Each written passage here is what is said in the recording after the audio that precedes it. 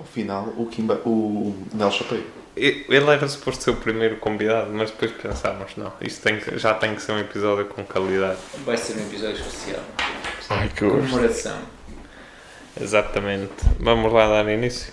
Podes dar início. Posso dar início? Um homem quando pertence a um grupo, um moço pertence a um grupo.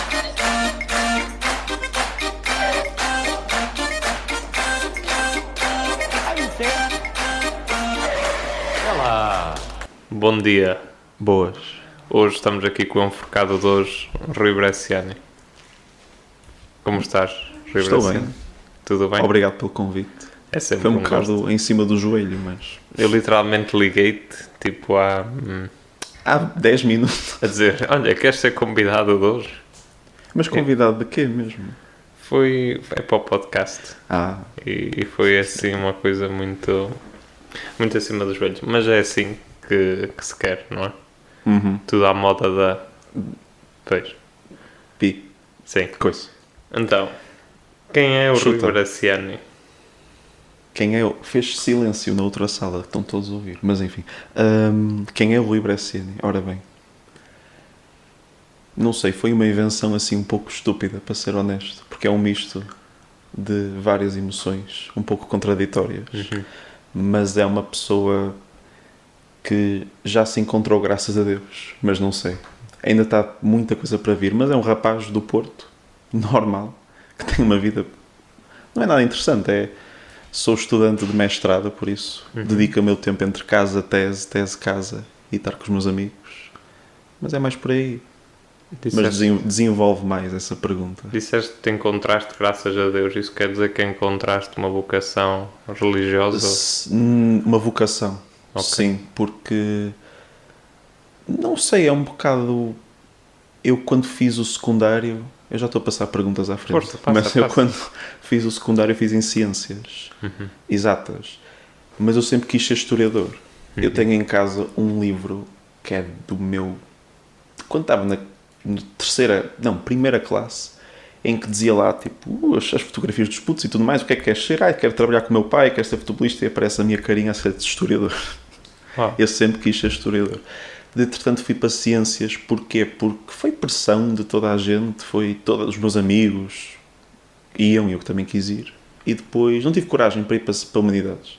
Mas depois voltei para a FLUP, voltei para a minha área. A FLUP, a Faculdade de Letras da Universidade do Porto. Exatamente. Muito bem, Rui. Voltando atrás para depois voltarmos para a frente. As tuas raízes estão aqui no Porto? Sim, Tua eu família? cresci aqui, eu sempre cresci aqui, eu estou num meio que eu conheço bastante bem, porque esta zona da Faculdade de Letras, eu sempre frequentei a Boa Vista, o Porto, nunca saí muito daqui, para ser honesto. Quer dizer, também tive uma infância, cresci no campo, porque os meus pais, pronto, têm uma casa de campo, que já era do meu avô, e pronto, dividia o tempo. Passava lá os verões, passava lá muitos fins de semana, por isso se me perguntaste se eu me considero uma pessoa assim urbana, não muito. Eu até tenho um modo de ser bastante campónio, digamos assim, de gostar de coisas um pouco mais da natureza, dos animais e de passear pelo meio do monte e coisas assim. E os teus avós não eram aqui do Porto? Os meus avós, isto é engraçado, porque eu fiz um trabalho para a licenciatura que foi de genealogia, ou seja, foi tentar perceber onde é que veio a minha família, da parte do meu pai. E eu descobri que os meus avós, desde o século XVII, foram todos numa aldeia que se chama Curvos, que é à beira de Esposende, e eles sempre estiveram lá até ao final do século XIX. E depois só aí é que eles vieram para o Porto. Quer dizer, o meu avô nasceu lá, mas ele veio para o Porto, ele veio com 30 anos para estudar medicina, vê lá. Depois ele foi médico. Da parte da minha mãe, a minha mãe é brasileira, eles são imigrantes italianos vindos, ou seja, de Itália para o Brasil, e a história que dizem é que o meu bisavô queria ir para os Estados Unidos, mas enganou-se no barco e foi para o Brasil, e ficou um bocado, ok. Não sei. Muito mas interessante. Sim. E daí é que vem o Bresciani? Sim. Ou como é que se pronuncia Bresciani? É assim, porque o Bresciani é italiano, só que é um italiano do sul do Brasil, percebes? Ok. É uma espécie de... é a mesma coisa que, por exemplo, eu não queria comparar com o crioulo, mas é um pouco como uma pessoa que é, por exemplo, de Angola, de Moçambique, quer dizer, fala português, mas não é bem português, é o português de lá, percebes? Sim. E o italiano também tem esses dialetos muito por causa dos imigrantes e tudo mais, e portanto aquilo ninguém sabe bem, aquilo acho que é uma invenção, ninguém sabe bem onde é que veio esse nome. Há muitas pessoas que têm esse nome por acaso no Brasil, em Itália por acaso não conheci ninguém, por isso não sei, deve ser uma coisa só de lá. Muito bem. E já me disseste que vieste para a FLUP, para a Faculdade de Letras da Universidade do Porto, onde estamos a gravar este episódio, mais uma vez. Não é de propósito, mas é onde calha. É mais perto. É mais perto. E fizeste a licenciatura em História. Em História, exatamente. Quando é que entraste? Entrei em 2016, fiz a licenciatura em 3 anos. Entretanto, entrei e queria seguir História Antiga, porque era isso a minha, não é vocação, mas era o meu gosto. E rapidamente mudei-me para Medieval, porque, entretanto, comecei-me a dar com outras pessoas. Sim. E comecei a ouvir falar disso. E nunca gostei muito de História Contemporânea, porque sempre achei um bocado, não é mau, mas ingrato, nós estarmos a estudar um período tão próximo de nós, onde não há uma distância para conseguir ver as coisas de uma forma objetiva e sem, não digo sem paixão, porque existe paixão no historiador, mas é sem estar a tentar manipular os factos para que eles se enquadrem dentro de um programa ou dentro de uma agenda, percebes? E isso sempre na história contemporânea, todos os méritos para os historiadores contemporâneos, atenção, mas nunca foi uma coisa que me agradasse. Então fui para a história medieval, também depois, entretanto, encontrei o meu nicho, que já vamos falar a seguir. Sim, com certeza. Mas sim, depois entrei para estudos medievais em 2019 e agora estou a acabar a tese em estudos medievais. E sobre o que é que a minha tese é sobre a comunidade judaica do Porto durante a Idade Média. Ok. E se queres que eu fale mais sobre isso? Gostava, se puderes. O pessoal pensa que eu escolhi porque tinha raízes judaicas ou coisas assim. Não foi por causa disso. E se fosse, tinha todo o mérito, claro, mas é porque foi no final da licenciatura que fiz um trabalho sobre judeus, um bocado ao acaso, foi um tema que me calhou. Comecei a gostar, comecei a falar mais com pessoas da área, pessoas especialistas e, entretanto, tive uma ideia de, vou juntar o útil ao agradável, já que eu estou aqui no Porto. E pegando um pouco aquilo que o Humberto Eco diz, que é quem faz uma tese tem que ter em atenção não só a disponibilidade das fontes, mas também a acessibilidade, ou seja, se são fáceis da gente aceder às fontes. Então, estou aqui no Porto, vou ver o que é que há aqui no Porto sobre judeus e, entretanto, chegou esse tema e agora estou com ele e, graças a Deus que o encontrei, porque não me via a fazer mais nada. Não sei, digo isto, mas se calhar fazia outra coisa qualquer. Sim. E como é que, já que estamos a falar dessa questão, como é que era? Porque nós, hoje falar-se de judaísmo ou das duas uma, ou é logo associado à questão, incorretamente, mas penso eu, à questão de Israel-Palestina ou à Segunda Guerra Mundial e ao genocídio dos judeus. Mas na Idade Média isso é uma realidade ainda muito distante. Qual era a realidade de um judeu na Idade Média, de uma judia? Qual era a realidade? Ou seja, de forma muito concisa. O cotidiano do judeu? Sim, no fundo. Eu, por aquilo que eu tenho lido... Ok, o telemóvel... Isto aqui deu um erro. O telemóvel não está em silêncio, pedimos desculpa. Não há problema. O meu também por acaso não está, mas ninguém me liga por isso. Ai, Jesus. Sim. Eu, por aquilo que eu tenho lido, principalmente nas fontes, eu acho que se tu chegasses a uma cidade medieval, por exemplo, Porto, há 600 anos, e tu conseguias distingui-los fisicamente, com a maneira como eles vestiam, e eles concentravam-se sempre nos mesmos espaços, porque isso não é uma questão de segregação, porque o próprio judeu, como nós também, como qualquer pessoa, temos um pouco a ideia de que queremos estar próximos dos nossos, queremos partilhar o espaço com alguém que nos entende, com alguém que nos faça sentir bem. Por isso eu acho que só fisicamente, na questão do vestuário, é que tu conseguias notar alguma diferença agora. É uma pessoa perfeitamente enquadrada no seu meio. Não tinha essa história do antijudaísmo e do antissemitismo. Quer dizer, tudo bem, havia um sentimento de superioridade dos cristãos em relação aos judeus, isso sempre houve. Mas da mesma forma que havia desacatos entre de cristãos para judeus, também havia desacatos entre cristãos e entre judeus. Por isso eu acho que é uma sociedade bastante plural, heterogénea, não havia certos nem errados, por isso o judeu era uma pessoa perfeitamente normal. Obviamente que tem aquela ideia do judeu rico, o judeu mercador internacional, o judeu próximo do rei, mas era uma sociedade, quer dizer, nós não podemos ver isto num plano horizontal, temos que ver um pouco no plano vertical, havia tudo, tens desde os sapateiros aos, sei lá, tecelões, desde aos tapeteiros, desde aos mercadores, como ao próprio homem, ao lavrador que amanhava a terra, quer dizer, tens tudo. Achas que aplicar o conceito de antissemitismo na Idade Média que é um anacronismo ou que é aceitável? Porque, para mim, na perspectiva de um historiador, eu acho que o antissemitismo deve ser encarado quando é um processo.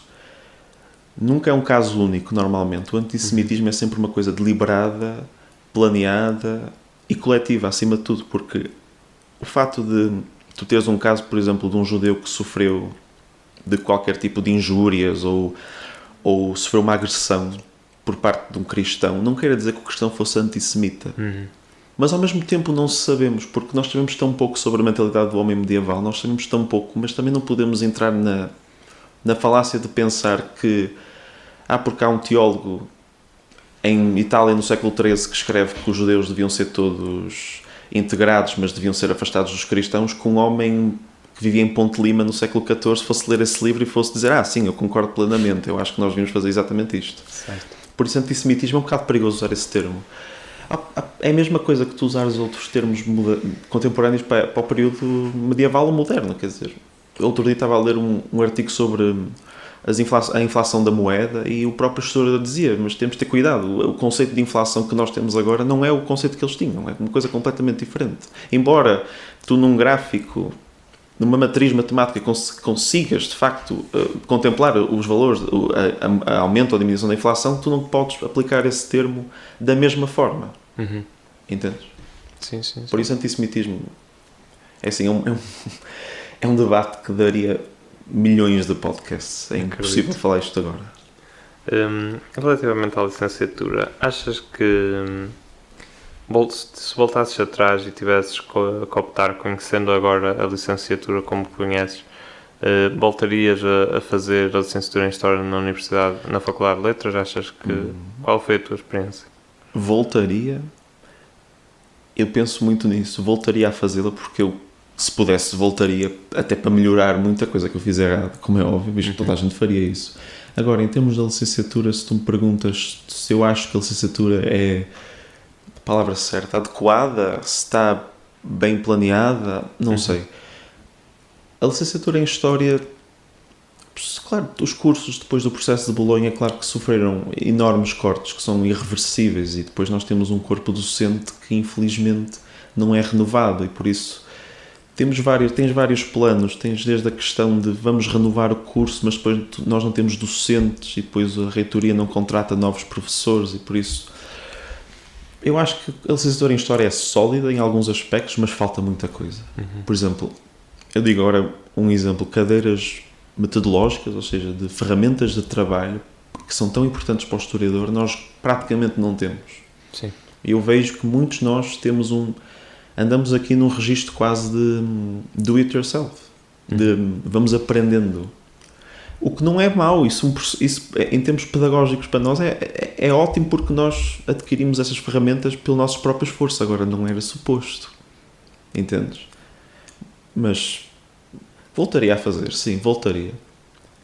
Eu fiz uma escolha deliberada entre ir...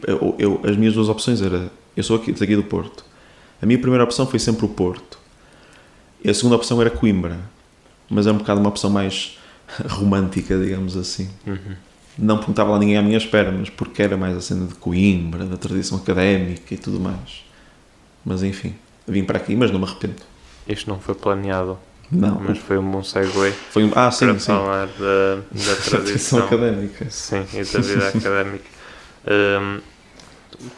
Qual para ti o que é... Primeiro, como é que foi a tua vida académica fora das aulas? Ou seja, a vivência de uma tradição académica, de partilha de experiências com colegas, etc.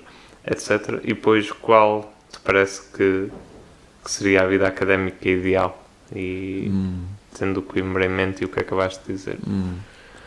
É assim, a minha vida académica foi como tantas outras pessoas. Foi entrar na praxe, obviamente, no primeiro ano. E gostei. O primeiro ano, o ano de calor, para mim foi muito bom. Não tive problemas, nunca me senti maltratado. Mas também, obviamente, que eu tentava sempre conciliar com o estudo. O que nem sempre aconteceu. Isso é uma coisa que me arrependo muito, mas dado numa vista rasante, foi bom. Entretanto, o segundo ano já não gostei tanto. Já começaram a pedir demasiado de mim. Eu comecei a pesar a balança de, quer dizer, será que isto compensa? Será que os momentos felizes... Porque quando os momentos felizes são tão poucos e os momentos de frustração são tantos, eu decidi, não vale a pena. Mas isso é um processo... A vida académica é muito convencional, porque não é única. Há várias vidas académicas. Há a vida do associativismo. Há outros grupos académicos, não só na Faculdade de Letras, mas na Universidade do Porto. Há imensas coisas que uma pessoa pode fazer. Depois, entretanto, entrei num outro grupo, mas isso é um grupo que não tem nome. Mas, enfim, mas é um grupo muito porreiro. Mas é mais, eu aí vejo mais como um grupo de amigos, não um grupo académico no sentido tradicional. Agora, claro, Coimbra é aquela coisa. Coimbra é uma pessoa ouve falar do Hilário de Coimbra e das trupes e não sei o quê e da velha cabra. E eu quando vou a Coimbra sempre os olhos ficam assim grandes e uma pessoa quase que tem um brilho e tudo mais. Agora, não acho que também é um bocado sinal dos tempos. As coisas mudaram muito. Achas que a Coimbra romântica já não existe? Não. Eu acho que não existe. Eu acho que existe a ideia de que há um esforço coletivo quase para tornar essa realidade, para tornar essa fantasia, esse ideal numa realidade. Agora, os tempos são muito mudados, porque quando a de Coimbra era... Outro dia também eu estava a ver um programa que falavam de... Isto é um bom segue, porque estavam a falar do Rio de Janeiro, cidade maravilhosa, mas houve um jornalista que disse, atenção, cidade maravilhosa nos anos 30, 40, 50... É a mesma coisa que Coimbra. Coimbra, quando tinha essa tradição académica... Eu tive um tio que esteve em Coimbra que fundou uma república. Qual era a república já? A República Rapotás. É conhecida. Sim. Mas ele, quando foi para Coimbra, vamos lá ver, ele foi para Direito porque ou era Lisboa ou era Coimbra. E tu tinhas uma concentração de pessoas de todo o lado, todo o país, todos em Coimbra. Então havia esse sentimento... Era uma cidade académica. Ainda o é, mas... Tu agora com tantas universidades e tantas instituições fora de Coimbra e em praticamente quase todas as cidades grandes do país, perdeu-se aquela exclusividade, percebes? Um estudante em Coimbra, quer dizer, há 100 anos uma pessoa queria ser doutora em Direito e ia para Coimbra. Claro. Trás-os-Montes, do Algarve, da Beira, tanto faz. Mas não sei. Coimbra romântica talvez exista, não sei. Tu... eu sei que tocas guitarra portuguesa.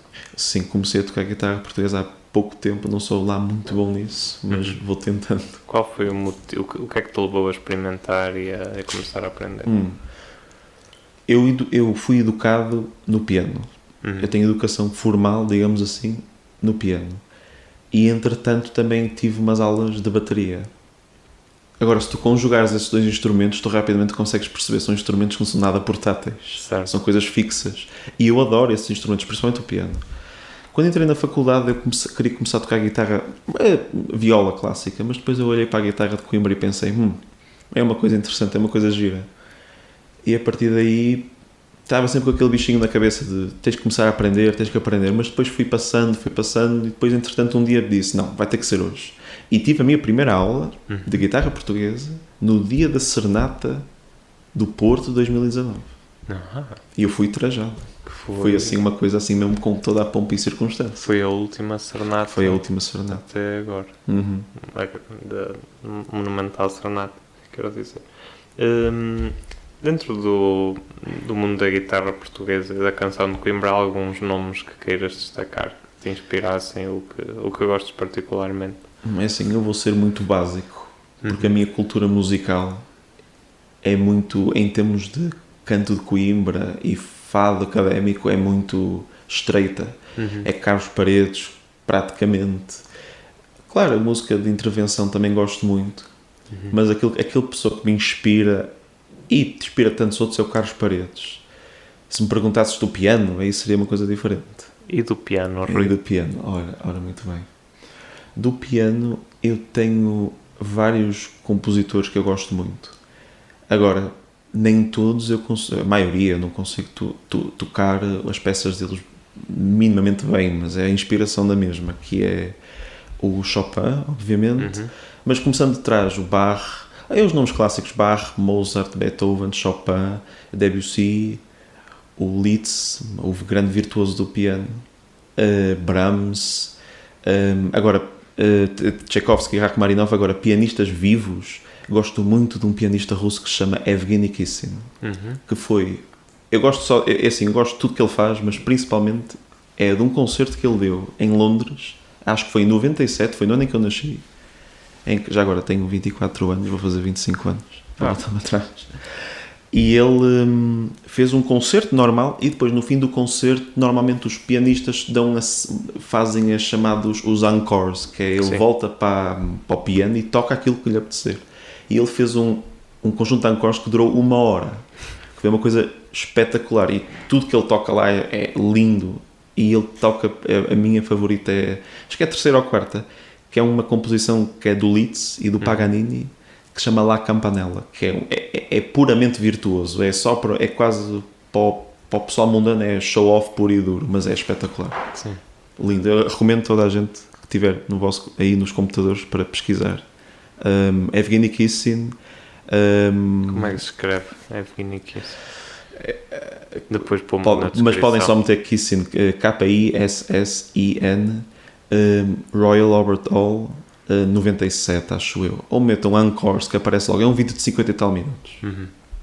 E falando nisso, como é que começaste com o piano? Foram os teus pais? Foi um gosto pessoal? Não, isso foram os meus pais, que eu comecei muito cedo. Eu tinha 6 anos e os meus pais decidiram, porque o meu pai sempre foi muito dado à música e ele próprio esteve na escola de jazz do Porto, toca bateria e toca guitarra, e depois a minha mãe tocava concertina e tudo mais, porque a minha mãe lá no Brasil é um instrumento muito tradicional de lá italiano, que é a concertina, o acordeão neste caso. E no fim eles decidiram, e eu não estava lá, eu estava presente, mas não tenho memória.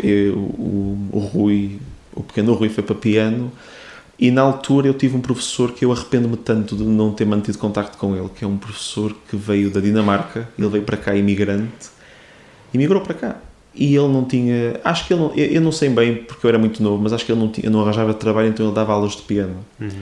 Mas ele era do Conservatório da Dinamarca, e foi que ele me ensinou tudo praticamente. Entretanto eu deixei o piano porque, não tenho outra palavra, porque fui um bocado burro, porque exames do secundário, disse, se calhar não tenho tempo, e entretanto nunca mais tive o contacto, por acaso é pena.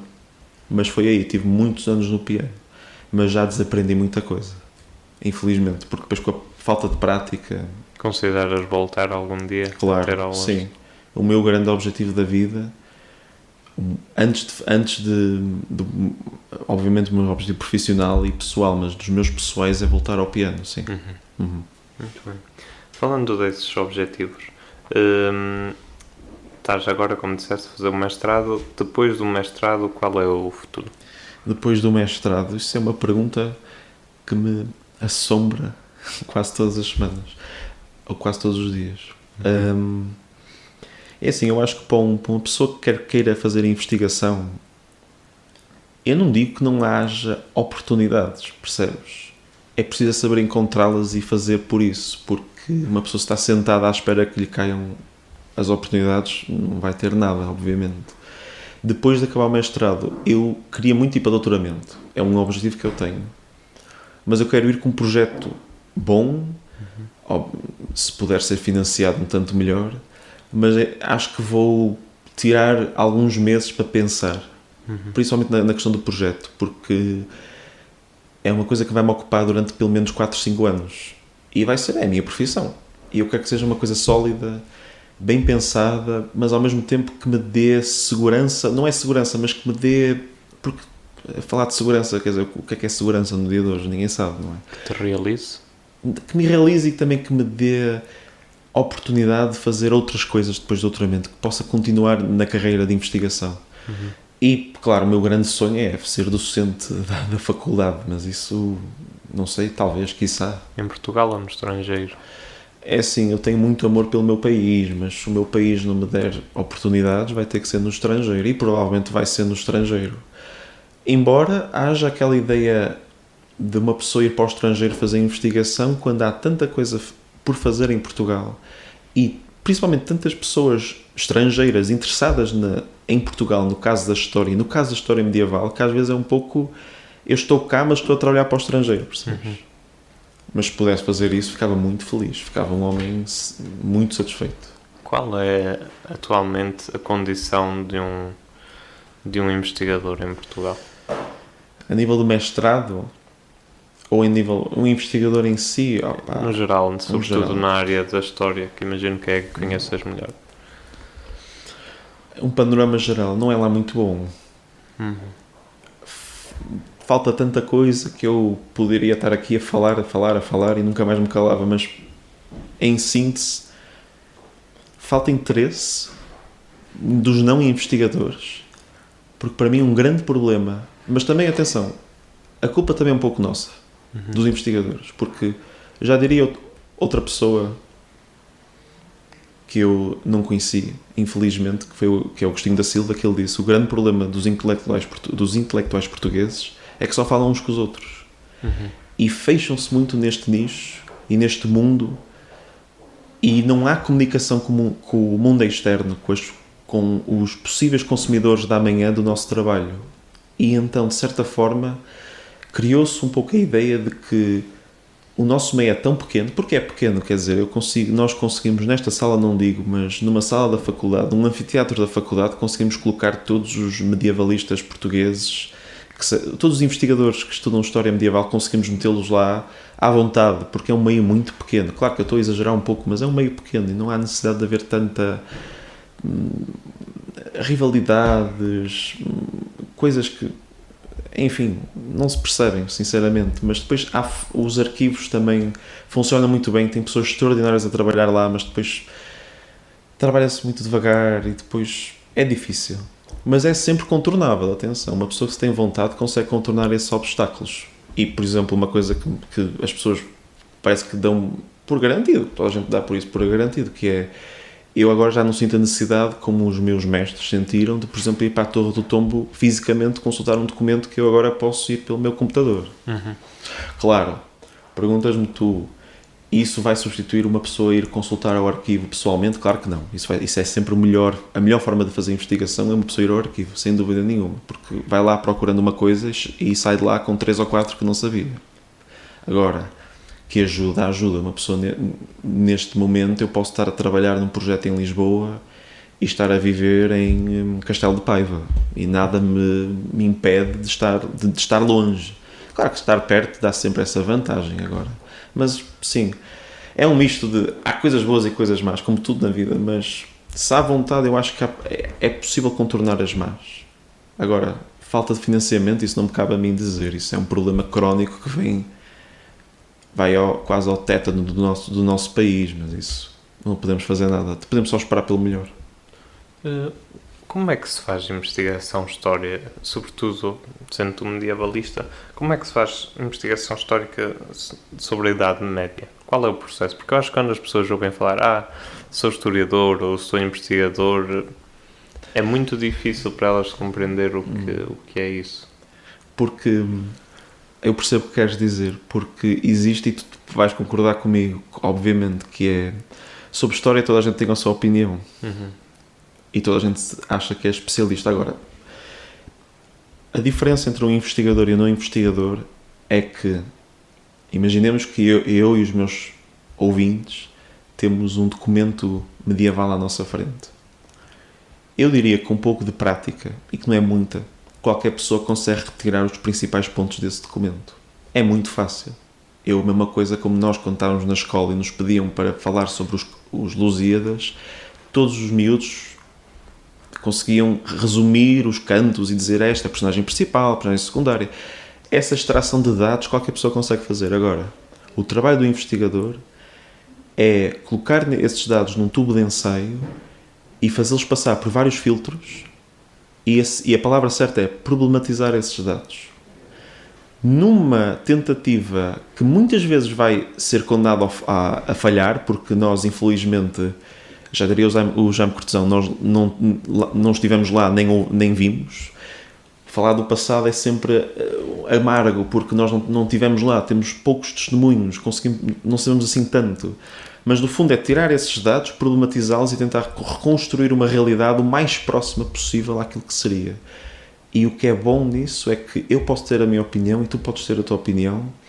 E, no mundo da ciência, se os teus métodos e os meus forem igualmente rigorosos, elas podem coexistir, embora sejam opiniões diferentes.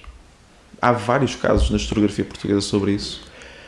E há vários casos nas outras ciências humanas. Claro que nas ciências exatas é exato, 2 mais 2 são 4. Não há dúvida. Agora, em história, há essa subjetividade. Agora, claro, isso dá asos a que qualquer pessoa se ache no direito ou no direito intelectual de falar sobre história e escrever história. Agora, que esse processo de problematização, de extração de dados não é história. História é extrair os dados e fazê-los passar por um tubo de ensaio para que no final nós tenhamos um produto, acima de tudo, problematizado. E claro, isso vai depender do próprio historiador, vai depender do seu background, daquilo que ele gosta de trabalhar, das fontes que ele viu, do que ele não viu. É assim que se faz mais ou menos história. Mas só para concluir, uma coisa muito importante, que é a história tem toda a parte científica, mas para mim uma parte que é absolutamente fundamental e é largamente ignorada é a parte quando o historiador tem o trabalho feito e agora precisa descrever os seus resultados. A divulgação da história ou não, a escrita, a ferramenta da escrita. Porque das coisas que, para mim e para outros, que mais poluem o meio académico é uma escrita que não é clara, que não é concisa, que não é simples. E existe isso muito porquê? Porque parece que as pessoas têm necessidade de falar sem não ter nada para dizer. Certo. Enquanto que eu falo por mim, eu também sou cúmplice. Os meus historiadores favoritos, por acaso, um fun fact, os historiadores que eu gosto mais de ler não são medievalistas. Quais são? São Vitorino Magalhães Godinho, Joaquim Romero Magalhães, António Manuel Espanha, é tudo pessoal de história moderna para a frente. Medievalistas gosto. Assim, agora, o meu favorito, é um bocado clichê, mas tem um fascínio pelo Fernando Brodel, porque li a tese dele do Mediterrâneo, achei aquilo fascinante, até a própria maneira como ele escreve de uma forma muito impessoal, muito... Parece que temos de ter uma conversa com ele. Como é que se chama? Fernando Brodel. Não, o livro. O livro é O Mediterrâneo e o Mundo Mediterrâneo no tempo de Filipe II. Está traduzido para inglês, uma tradução espetacular, aquela que eu utilizei porque o meu francês não é bom o suficiente para ler uma obra dessas e compreendê-la.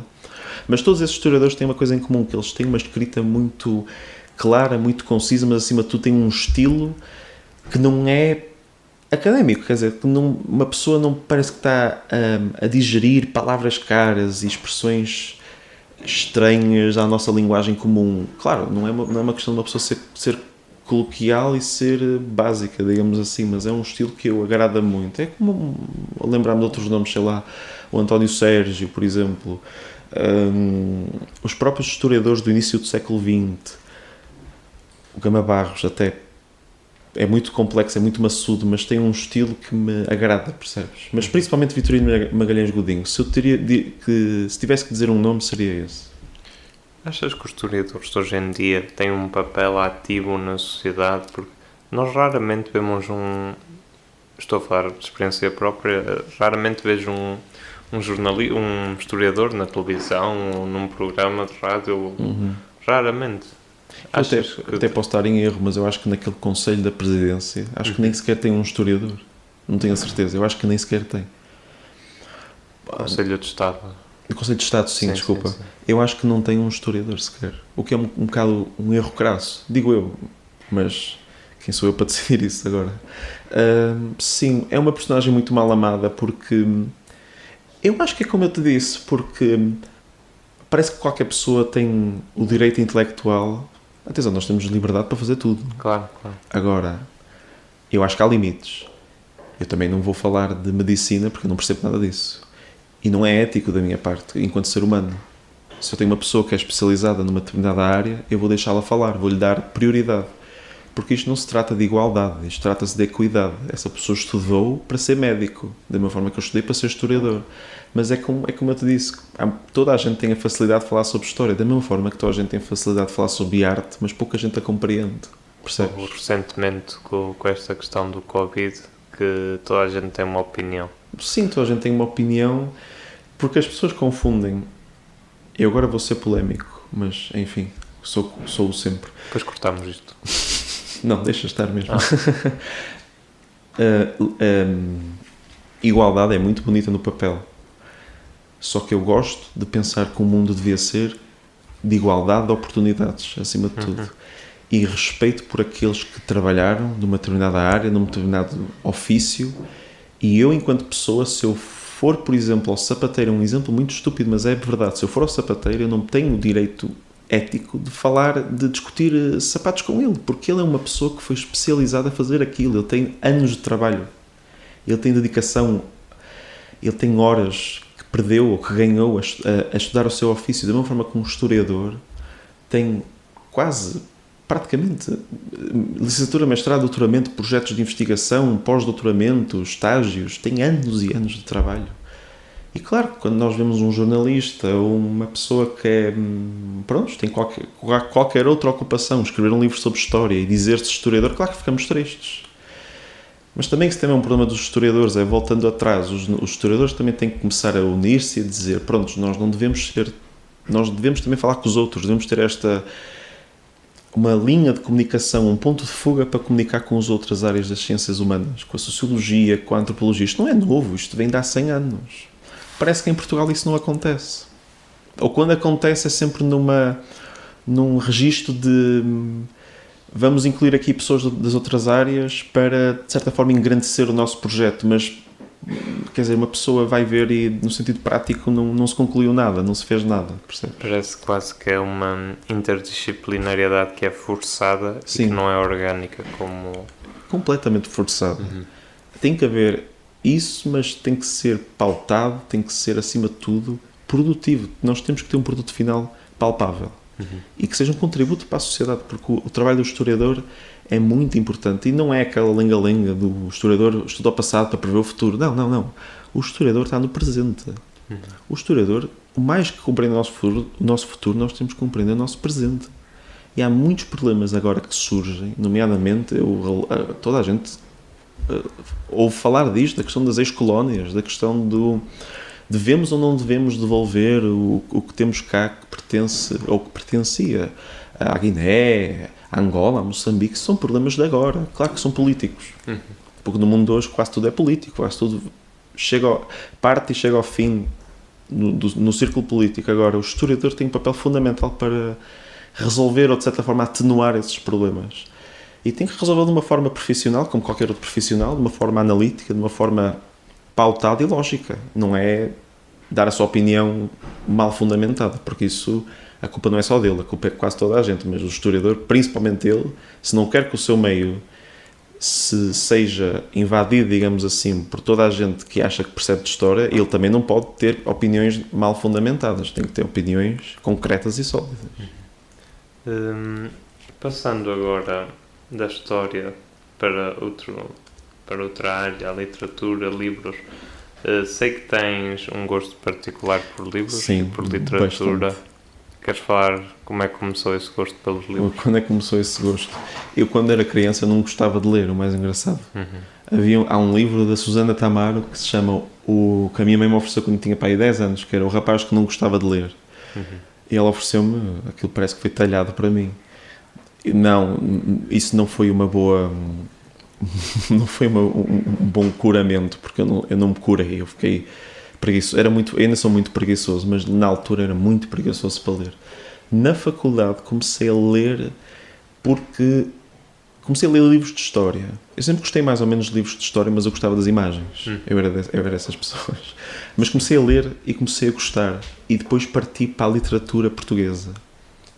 E desde então acho que nunca saí. A minha grande paixão é a literatura portuguesa. Acho que foi há 2 anos que comecei a descobrir literatura estrangeira também, mas tentei fazer o esforço de ler o original. Então comecei a ler muito de literatura americana, literatura anglo-saxónica geral.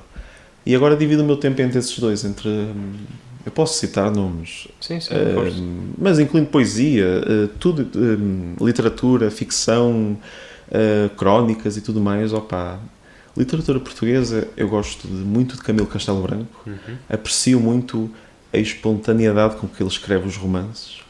Ele tem um sentido de humor, eu diria às vezes quase negro, mas é um humor muito engraçado e muito inteligente. Não é humor que uma pessoa diga, ok, tem piada uma vez, mas a segunda vez não acho-lhe graça. Não, o Camilo, uma pessoa lê e tem um humor, uma ironia que é quase second to none, como se diz em inglês. Depois gosto muito de Miguel Torga, principalmente porque o Miguel Torga tem uma ligação à terra que eu acho que é de louvar, porque é uma pessoa que fez a sua vida no mundo urbano, esteve em Coimbra, teve lá o consultório, ia muitas vezes a Lisboa. Uma pessoa, se lê o diário dele, nota que aquela pessoa estava no escritório, mas estava com a cabeça num sítio completamente diferente, estava entre os montes no sítio onde ele é. E é giríssimo. Miguel Torga para mim é fascinante e é um escritor que parece que está na moda, percebes? Vai e volta, não está sempre, não é constante como por exemplo essa de Queiroz, mas também por causa também que os miúdos leem na escola e depois, claro, enfim, as livrarias depois aproveitam isso para meter os livros mais caros e tudo mais. Agora, depois, literatura estrangeira, vou citar 2 nomes, um poeta e um bem escritor literário, é mais jornalista, cronista, digamos assim, que é o poeta é o Walt Whitman e o cronista é o Henri David Thoreau. E porquê? Porque ambos têm uma coisa muito particular da obra própria, que é é um bocado, para mim, na minha opinião, aquilo é uma espécie de ode ao amor próprio, a uma pessoa gostar de si mesma e aceitar-se acima de tudo. E isso vê-se muito no Walt Whitman e é um bocado aquela poesia desconstruída, não há bem ritmo, não há bem rima. Eu não aconselho ninguém a ler a versão traduzida, eu aconselho a lerem a versão original. E uma pessoa chega ao fim e lê aquilo e pensa, sim, eu não sou assim um falhado como achava, eu não sou uma pessoa horrenda que ninguém gosta de mim, não. A principal pessoa que deve gostar de mim sou eu mesmo, atenção. E o Thoreau é giro, porque é o livro que ele, para quem não sabe, ele teve 2 anos e meio, acho eu, num retiro, não diria espiritual, um retiro filosófico no meio do monte, onde ele construiu uma cabana, e o livro chama-se Walden. Porquê? Porque era à beira de um lago chamado Lago Walden. E a cena, o livro é uma crónica da vida dele, completamente afastado de toda da sociedade, embora muitas pessoas fossem lá visitar. E ele, no fim, ele conclui de uma forma muito simples, que ele diz: não te queixes da tua vida, a tua vida pode ser muito difícil, mas agarra, ela existe, ela é palpável, tu consegues transformar, é um bocado clichê, mas tu consegues transformar o mal no bom se te mudares a maneira de pensar. Isto não é necessariamente mau, é mau porquê? Porque não se enquadra naquilo que a sociedade diz que é bom e mau, mas se tu gostas, porque é que não há de ser bom para ti? Percebes? E esse livro também, para quem quer ler, eu aconselho as edições da Penguin, porque são baratas e são ótimas. São livros, aquilo é mel para quem gosta de livros. E depois são muito acessíveis e são boas edições, acima de tudo. E de resto, sim, partilho o meu tempo entre literatura portuguesa e literatura estrangeira. E depois, claro, mais uma vez é clichê falar, mas o Raul Brandão para mim também tem um lugar muito especial no meu coração, mas não só é por um livro, que é o livro dos pescadores. Porque o que ele faz é quase eu diria que é quase um trabalho científico. Aquilo é um trabalho quase de etnografia. Aquilo é um bocado aquela educação jornalística que ele teve de observar, de anotar tudo no caderno, e depois ele conseguia ver no mundano, no habitual, naquilo que nós ignoramos, porque nós agora passamos pela rua e ignoramos praticamente tudo. Nós estamos tão apressados para chegar ao nosso destino que nós esquecemos quase de olhar para o chão e olhar em nosso redor. E ele faz isso naquele livro e não existe história, não existe um princípio, meio e fim. Aquilo é uma coleção de memórias, de descrições, de crónicas, pequenas crónicas que estão espetacularmente bem escritas e oferecem, não sei, oferecem-me segurança acima de tudo. Eu quando leio aquilo sinto-me seguro, sinto-me bem. E isso deve dizer muito de um livro. Há poucos livros que me fazem sentir assim. Mas sim, Raul Brandão. Também aconselho aos nossos ouvintes. Isto parece uma coisa do preço certo para fazer publicidade, mas pronto. Neste podcast não há nada relacionado com o preço certo, é tudo conteúdo original. Tentamos nos afastar o mais possível. Como já disse, temos 30 subscritores Do quê? no nosso podcast, no Spotify. Que eu gosto. Temos mais. Muito bem, a ver se começa a entrar dinheiro. Acho que com este podcast vão baixar para 20, mas pronto, está. Ora bem, também nós gostamos de nos manter underground. Sim. Por isso é que convidámos a ele, que era para manter o nível. Mas underground abaixo de nível, entenda-se. Sim, já estava a subir muito. Não. Quando começarmos aqui a trazer altas entidades, já enviei uma mensagem ao Kim Barreiros, mas não está fácil. É porque está-se a preparar para a queima. O único bom artista é que vai à queima de Coimbra este ano. Também já vi. E o Chico da Tina também a respeito. Pois, o Chico da Tina vai à queima de Coimbra. Agora os outros, horrível, cartaz horrível. Fica aqui a mensagem para a comissão organizadora da queima das fitas de Coimbra. Falando em música, que bom segue. Isto não foi planeado. Acho que é só bons segues. É verdade. Música. Já falámos de Carlos Paredes e da canção de Coimbra, mas ouves outro tipo de música? Sim. Sou muito eclético a ouvir todo tipo de música. Eu tenho fases. Eu sou esse gajo. Eu tenho fases. Eu sou capaz de ouvir durante o verão um determinado tipo de música e depois no inverno mudo radicalmente. Deve ser do tempo, não sei. Acho que temos todos um bocadinho isso. Mas o problema é que isto diz muito sobre a minha personalidade. Eu sou uma pessoa que quando faço uma coisa eu faço com paixão, mas compulsivamente. Eu faço as coisas muito num registro compulsivo. Eu quando leio um livro eu leio compulsivamente. Eu quando ouço música eu ouço-a compulsivamente. Há dias relembrei-me de um álbum do George Harrison, do moço que era dos Beatles, depois entretanto saiu, porque os Beatles acabaram, não é? E é o primeiro álbum de estúdio dele. E eu ouvi aquilo e pensei, há muito tempo que não ouvia isto e agora estou absolutamente obcecado com aquele álbum e ouço do início ao fim. Depois vou trocando, gosto também dos Beatles, obviamente, gosto de tudo, The Doors, a música dos anos 60 é muito a minha onda, de 70 também, e 90, lá está, outro segue, a música underground, Nirvana, Pearl Jam, todo tipo de coisas, mas depois há dias descobri, isto parecendo, foi há meses, uma banda brasileira chamada O Terno, que é espetacular, aquilo é giríssimo. E eu quando descobri aquilo, lá está, fiquei compulsivamente ouvindo O Terno durante 5 semanas. Que estilo de música é? Aquilo é uma música muito indie, muito independente. É uma mistura de rock com uns nuances de jazz, de blues. E depois uma pessoa pensa, música brasileira. Atenção, outro bom segue, a minha música, o estilo, se me perguntares, vais para uma ilha deserta e tens que levar um estilo de música, eu diria, nem era música clássica, nem era nada disso, era bossa nova. Para mim, bossa nova é espetacular, a sério. Eu sou capaz de, quando não quero ouvir nada, ouço bossa nova. Algum em específico? António Carlos Jobim, Elis Regina... Enfim, se fosse falar de bossa nova, nunca mais saía daqui. Temos tempo. Mas, o que eu estava-te a dizer... E depois as pessoas associam música brasileira, a nova música brasileira, as pessoas associam ao funk, aquilo que as pessoas ao fim da noite, não é?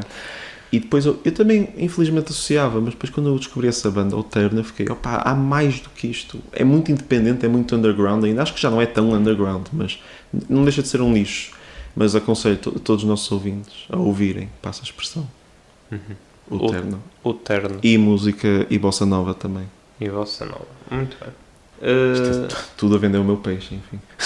Acho que sim. Acho que não ganhas comissão com nenhuma destas recomendações, portanto acho que estamos à vontade. Cinema. Porque eu lembro-me uma vez que já falámos sobre isto várias vezes. Porque tu gostas bastante de cinema, mas isto foi numa ocasião em que Eu nunca tinha visto o Bom, o Mau e o Vilão. Eu lembro perfeitamente. E depois falaste sobre isso. Qual é a tua paixão? Qual é a origem desta paixão pelo cinema e por esse filme pelos em particular? westerns? Eu, quando era criança, eu tinha um VHS do Bom, o Mau e o Vilão. E eu meti o VHS a dar. Eu era criança, eu mal sabia. Eu praticamente não entendi o filme, mas seduziu-me não a história, mas a maneira como aquilo era filmada. A cinematografia pura, os planos, os close-ups, a música, aquela música é espetacular. Aquela trilha sonora do Ennio Morricone é espetacular. Tudo que é Ennio Morricone é espetacular, mas cinema italiano principalmente, porque o Bom, o Mau e o Vilão, não nos esqueçamos, aquilo foi o Sergio Leone, que é o realizador que realizou esse filme. Ele, quando fez essa trilogia de westerns, a primeira com o Clint Eastwood, foi aí que o Clint Eastwood subiu a... Foi a partir daí que o Clint Eastwood tornou-se uma grande estrela de Hollywood. Mas esses filmes eram um bocado sátira aos westerns tradicionais americanos, do John Wayne e tudo mais. Porquê? Porque os westerns americanos são muito forçados, quer dizer, as pessoas estão sempre bem vestidas, imaculadamente limpas, são atores bonitos, a história é sempre muito... É muito simples, é a moça que foi raptada pelos índios e vai o herói, que normalmente é um herói que não tem complexidade nenhuma, é um herói puro, quer dizer, uma pessoa muito ingênua, uma pessoa que faz o bem porque sim, não é como nos westerns italianos, nos spaghetti westerns, que é um bocado anti-herói, quer dizer, tu viste o filme, não é uma pessoa boa nem uma pessoa má, aquilo é tudo a pensar no seu próprio umbigo, mas isso é que torna a história cativante. E a trilogia do Bom, o Mau e o Vilão, esses três personagens não é necessariamente bom, até porque outro dia estive a ver mas lá está há meses, um documentário sobre isso, um estudo sobre isso que dizia, esse filme é muito engraçado porque o bom é o bom, mas é a pessoa que no filme mata mais pessoas. E o mau é o que mata menos. Quer dizer, existe aquela coisa. E depois, outro filme de cinema italiano que para mim mudou tudo foi o Cinema Paraíso. Porque o Cinema Paraíso é um filme que tu não só tu tens o gozo de vê-lo por causa da técnica de filmagem e da banda sonora, mais uma vez, do Ennio Morricone, mas é um filme em que tu choras, tu tens a emoção ao rubro, mas não é porque a história é especial, é porque a história é-te íntima. Tu consegues te meter no papel daquela personagem, tu consegues imaginar como é que a tua vida seria se aquilo te acontecesse, se estivesses numa pequena cidade e fosse obrigada a sair e nunca mais voltar por uma questão meramente profissional, mas depois tu, quando voltas, tu pensas, sim, eu sou uma pessoa que tem muito sucesso profissional, mas eu deixei aqui tudo. Os meus pais, os meus amigos, as pessoas com quem eu cresci, eu deixei aqui tudo. Eu não vou dar spoiler ao filme, porque já ia dar spoiler, mas aconselho toda a gente a ver esse filme. O Cinema Paraíso, principalmente, para mim, é a maior obra do cinema. Para mim, atenção, eu não sou crítico de cinema, mas para mim é o meu filme favorito. Segundo filme favorito, Bom, Mau e Vilão. Mas isso é mais paixão de criança, mas continua a ser um filme que eu consigo ver. Se esse filme passar hoje à noite, eu consigo vê-lo todo. É um filme que tu não te cansas de ver. Da mesma forma que o Cinema Paraíso também não é. Muito bem. Última questão, antes de irmos para a publicidade. Telemóvel. Tu usas que tipo de telemóvel? Eu uso um flip phone, daqueles que abre e fecha, e já uso um dumb phone, telefone burrinho, um telefone simples, que ajuda-me aqui, há 2 anos. Há 2 anos. Mudei, tive vários modelos de telefones básicos. Aliás, nós estamos aqui ao nosso lado com uma caixa desses telemóveis da Alcatel, bem antigos já. Bastante antigas e com as teclas muito pequenas. Isso é para quem tem unhas grandes, que eu não tenho. Mas porquê este telemóvel? Porquê? Não tenho uma resposta concreta. Foi mesmo foi quando lá está, voltando ao início, foi quando eu me descobri. E quando eu me descobri, eu disse: eu vou ter tempo para quem gosta de mim e para quem se importa comigo. Eu não vou ter tempo para quem não quer saber de mim. Não dedico tempo nenhum a essas pessoas. E eu via com um telemóvel, com um smartphone, eu era inundado de mensagens, de notificações, e depois eu pensava que eu estou a consumir a vida perfeita dos outros, que não é perfeita porque é tudo uma ilusão, porquê? Eu pensei, Rui, porquê é que estás a fazer isso? Então vais mudar drasticamente. Tu, quando tens que falar com uma pessoa, tu ligas. É muito mais fácil, vamos ser sinceros, é muito mais prático ligar para uma pessoa do que estar a mandar mensagens. Há pessoas que hoje já nem gostam. Não gostam, que acham, que estranho ligar. Porquê? Ligas-me. Se eu tiver uma emergência, eu ligo, eu não vou mandar mensagem. Sim, olha, ajuda-me aqui que cortaram a perna, sei lá. Agora, foi isso. E depois também, vamos ser sinceros, uma pessoa compra um telefone destes da Samsung ou da Apple que custe 500, 600 euros. Passado 2 anos, esse telefone está lento. E tu vais à loja e eles dizem, sim, isso é normal, já agora, você já viu o novo modelo que saiu agora? É isso que me faz impressão. Por isso sim, eu sou muito conhecido pelo meu telefone. O que não era esse o objetivo era não ser conhecido de todo. Mas... Claro, muito bem. Rui, já estamos aqui há algum tempo, André. Bastante. Não era suposto dizer o meu nome. Oscar. Estamos aqui... Estamos aqui na reta final. Última pergunta. Já falamos muito de livros, mas se tivesse de escolher um livro para recomendar, qual seria? Para os nossos ouvintes. Não seja sobre história. Sim. Não, nem ia recomendar. Não. Os livros de história são muito básicos para isto, para este tipo de perguntas. Tem que ser um livro marcante e que não tenha citado. Senão é muito... O pessoal vai pensar assim, já falaste desse livro. Um livro... Português ou estrangeiro, tanto faz. Eu diria que se tivesse que escolher um livro para os nossos ouvintes lerem hoje, seriam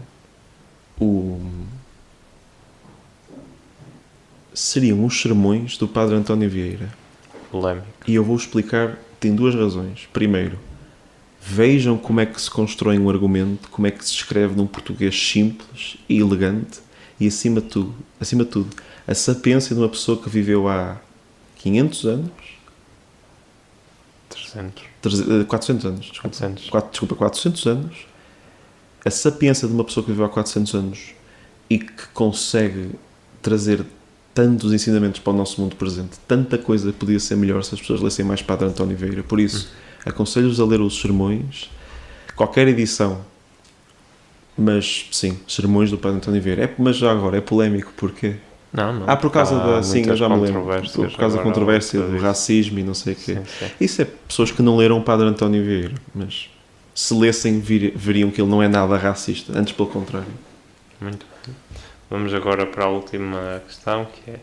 Imagina que isto é uma garrafa que foi deixada numa esquina, numa rua do Porto, com cheiro a urina, na rua talvez. E que tu tinhas de escrever lá uma mensagem para alguém, eventualmente encontrar essa garrafa e ler. Qual seria a mensagem? Mas ia ser um bêbado encontrar essa pessoa. Não, alguém que encontrava amanhã. Alguém ia para o trabalho, encontrava aquela mensagem. Até estava assim meio a dormir, encontrava a mensagem e precisava de uma motivação.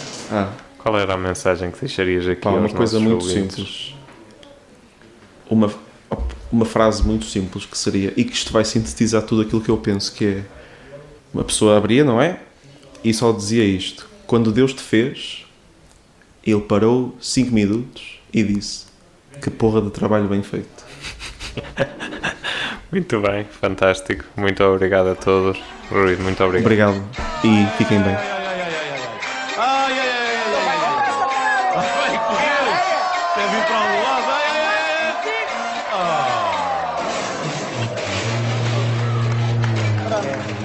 Já foi.